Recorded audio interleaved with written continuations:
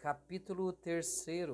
A Contra-Revolução e o Prurido de Novidades. A tendência de tantos de nossos contemporâneos, filhos da Revolução, de amar sem restrições o presente, adorar o futuro e voltar incondicionalmente o passado ao desprezo e ao ódio, suscita a respeito da contra-revolução um conjunto de incompreensões que importa fazer cessar. Sobretudo, afigura-se a muitas pessoas que o caráter tradicionalista e conservador desta última faz dela uma adversária nata do progresso humano. 1. Contra-revolução é tradicionalista. A. Razão. A contra-revolução, como vimos, é um esforço que se desenvolve em função de uma revolução. Esta se volta constantemente contra todo um legado de instituições, de doutrinas, de costumes, de modos de ver, sentir e pensar cristãos que recebemos de nossos maiores e que ainda não estão completamente abolidos. A contra-revolução é, pois, a defensora das tradições cristãs. B. A mecha que ainda fumega. A revolução ataca a civilização cristã mais ou menos como certa árvore da floresta brasileira, a figueira brava, Urostigma olearia, que crescendo no tronco de outra, a envolve completamente e a mata. Em suas correntes moderadas e de velocidade lenta, acercou-se a revolução da civilização cristã para envolvê-la de todo e a matá-la.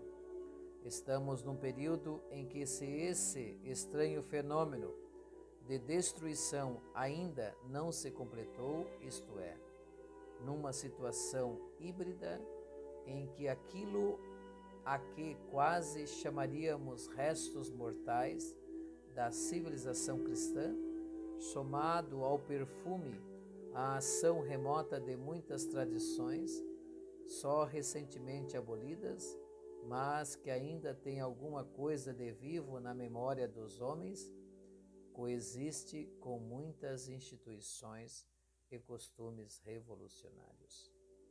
Em face dessa luta entre uma esplêndida tradição cristã, em que ainda palpita a vida, e uma ação revolucionária inspirada pela mania de novidades a que se referia Leão XIII, nas palavras iniciais da encíclica Rerum Novarum, é natural que o verdadeiro contra-revolucionário seja o defensor nato do tesouro das boas tradições, porque elas são os valores do passado cristão ainda existente e que se trata exatamente de salvar.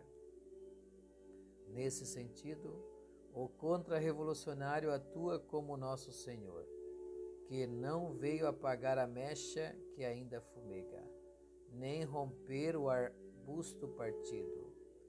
Deve ele, portanto, procurar salvar amorosamente todas essas tradições cristãs. Uma ação contra-revolucionária é essencialmente uma ação tradicionalista. C. Falso tradicionalismo. O espírito tradicionalista da revolução, da contra-revolução, nada tem de comum com um falso e estreito tradicionalismo que conserva certos ritos, estilos ou costumes por mero amor às formas antigas, e sem qualquer apreço para a doutrina que os gerou. Isto seria arqueologismo, não sadio e vivo tradicionalismo. 2. A contra-revolução é conservadora. A contra-revolução é conservadora? Em um sentido, sim, e profundamente. Em um outro sentido, não, também profundamente. Se se trata de conservar do presente algo que é bom e merece viver, a contra-revolução é conservadora.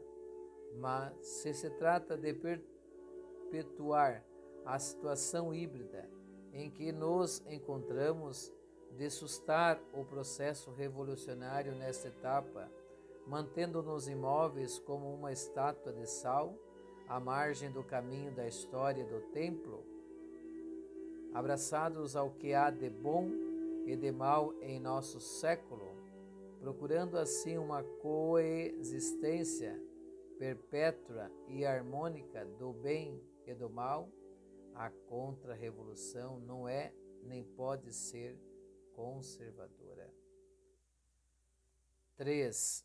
A contra-revolução é uma condição essencial do verdadeiro progresso. A contra-revolução é progressista? Sim, se o progresso for autêntico e não se for a marcha para a realização da utopia revolucionária. Em seu aspecto material, consiste o verdadeiro progresso no reto aproveitamento das forças da natureza, segundo a lei de Deus e a serviço do homem.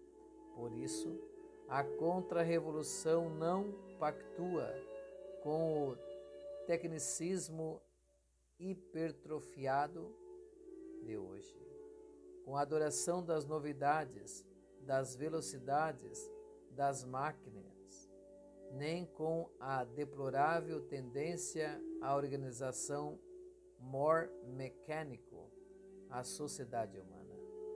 Esses são excessos que Pio XII condenou com profundidade e precisão. E nem é o progresso material de um povo o elemento capital do progresso cristamente entendido. Consiste este, sobretudo, no pleno desenvolvimento de todas as suas potências de alma e na ascensão dos homens rumo à perfeição moral. Uma concepção contra-revolucionária no progresso importa, pois, na prevalência dos aspectos espirituais, destes sobre os aspectos materiais. Em consequência, é próprio a contra-revolução promover, entre os indivíduos e as multidões, um apreço muito maior por tudo quanto diz respeito à religião verdadeira e à verdadeira literatura, do que pelo que se relaciona com o bem do corpo e aproveitamento da matéria. Por fim, para demarcar a diferença entre os conceitos revolucionários e o contra-revolucionário de progresso, importa notar que o último toma em consideração que este mundo será sempre um vale de lágrimas e uma passagem para o céu, ao passo que para o primeiro o progresso deve fazer da terra um paraíso no qual o homem vive feliz, sem cogitar da eternidade. Pela própria noção de reto progresso, vê-se que este tem por contrário o progresso da revolução.